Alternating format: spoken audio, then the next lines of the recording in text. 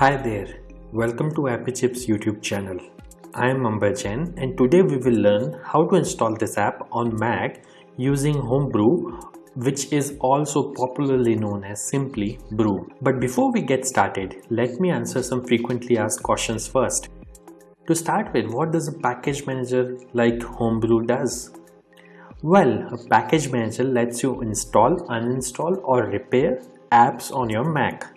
A package manager is very similar to App Store on macOS or Microsoft Store on Windows operating systems, except that a package manager uses commands that you type on Mac terminal to install or uninstall different programs.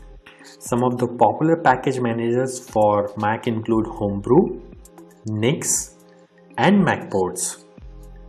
And if you are coming from a Linux background, you will feel at home with Homebrew, especially if you have used package managers like apt, pacman, yum, etc.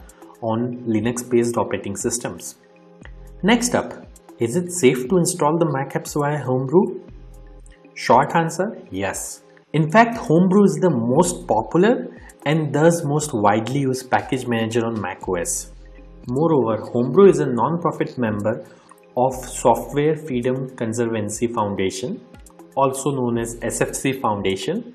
Many other open source projects like Git, BusyBox, Samba, Wine are all part of this Software Freedom Conservancy organization. Also, you might be surprised to know that Homebrew is the most forked project on GitHub and it has the largest number of contributors on its GitHub repository. Many devs at organizations like Google, Apple, Dropbox, Stripe, etc. use Homebrew to set up different development environments on their MacBooks and iMacs. Next question. Can you use Homebrew to install programs on Apple Silicon or more popularly known as M1 MacBooks? Again, yes. Starting version 3.0 of Brew, Apple Silicon is now supported on Homebrew. In fact, Homebrew also supports programs that are at the moment only supported via Rosetta 2 on Apple Silicon. Now that I have answered your questions on safety and compatibility of Homebrew, let's get to the installation process. Before we can install anything using Brew, we need to install the package manager itself, that is Homebrew, on your Mac. So let's see now how can we install Brew on Mac. Let me open my Mac here. First, you need to press Command and space on your keyboard. This will open Spotlight Search on your Mac, and then you have to type terminal.app. You will see this terminal app. Simply double click on it to open terminal. Let me maximize this terminal window.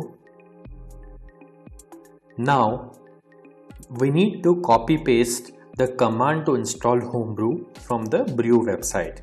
So open your web browser and simply go to the website brew.sh. Once you are on the website, you will see this section called Install Homebrew, which has a command that you can simply copy by clicking on this button over here. Once it is copied, you have to go back to terminal, right click, paste.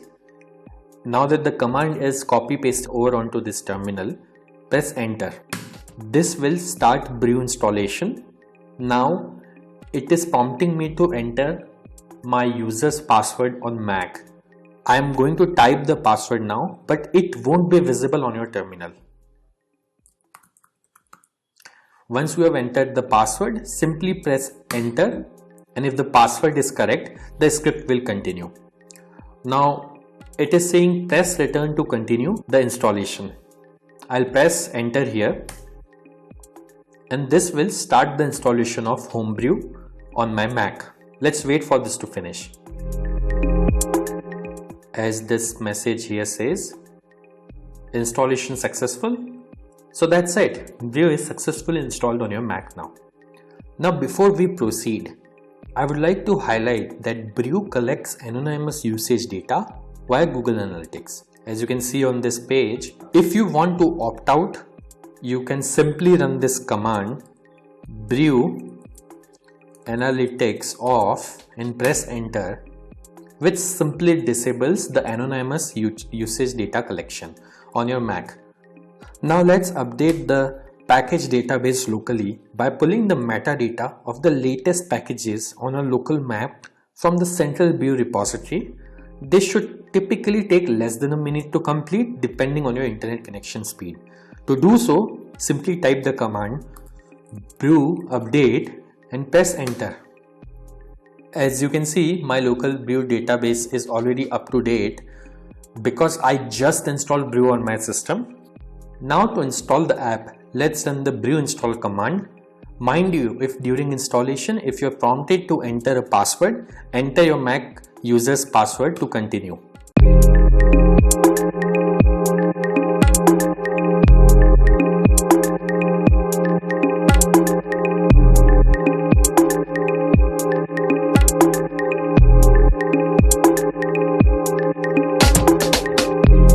That's it. The installation was successful.